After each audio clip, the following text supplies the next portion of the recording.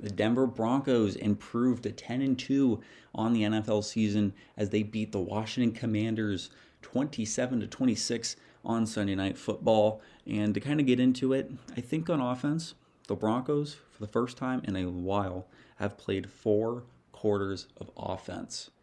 They looked like a respectable offense for 4 quarters. And I think that's something that you can walk out of here with a smile on your face, at least on that side of the ball. Defensively, it was rough. It was rough at times. They couldn't get off the field in certain moments, and they also just let up some big plays from time to time that I think, as a Broncos fan, you don't really expect, or you weren't really expecting at all. Especially the Commanders at 3-8. But I also think their record is a little bit skewed. I think they are way better than their 3-8 record, but they're dealing with some injuries as well.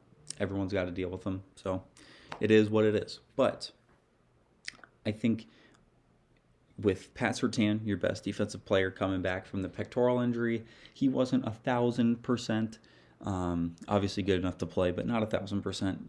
Alex Singleton, he's your starting linebacker. He was out past couple weeks with testicular cancer that actually got brought up when his drug test for the NFL got flagged because of the extensive amounts of testosterone. So usually that can be a sign of testicular cancer, and he ended up having it. They fixed it, or they got to it, and he had the surgery, and he's all good. He's back on the field, which is just honestly just shows just tremendous guts. But nonetheless, it's got to break down some of the inner, plays that happened going into the overtime drive.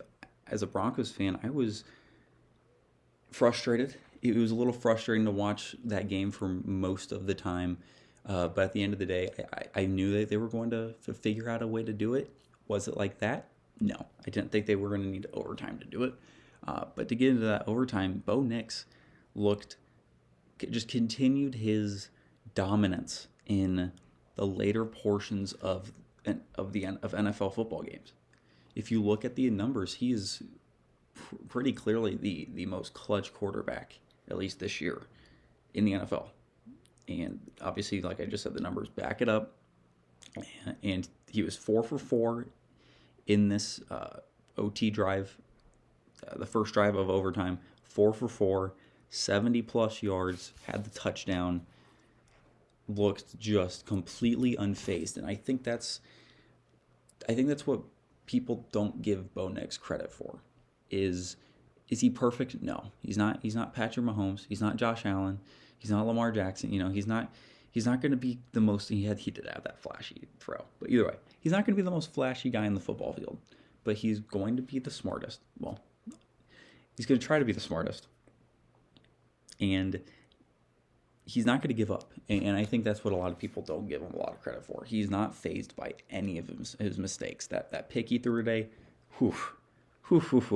rough. But he just battled back from it. You couldn't tell that Bo Nix threw a god-awful pick today based on if you didn't see it yourself, because he looked unfazed. And I think as a Broncos fan, that's something that is going to really, really come handy. Or just even as the Broncos, it's going to come extremely handy. When you need to win big games in, come, playoff time. And to kind of put the foot forward a little bit, the Broncos have now beaten the defending Super Bowl champs at their place, the defending AFC Championship champions, the number one offense in the league, the number one defense in the league. And that's just to name, a few on top of my head. They can go out and win this thing. They certainly can. They have the defense to do it. It's really just if. Obviously, the defense didn't look great today, but I think this is a very big, outlier to what they will do the rest of the year. But if the offense can look like this, man, for the rest of the season, the Broncos are going to be as scary as anybody is in not even just the AFC, but in the playoffs in general. Taking a look at the Broncos' next game, they got the Raiders. They head into Las Vegas, and they are first in the AFC West and second in the AFC playoffs. Once again, I've been Hayden. Thank you so much for listening and watching. Once again, have a great day. Bye-bye.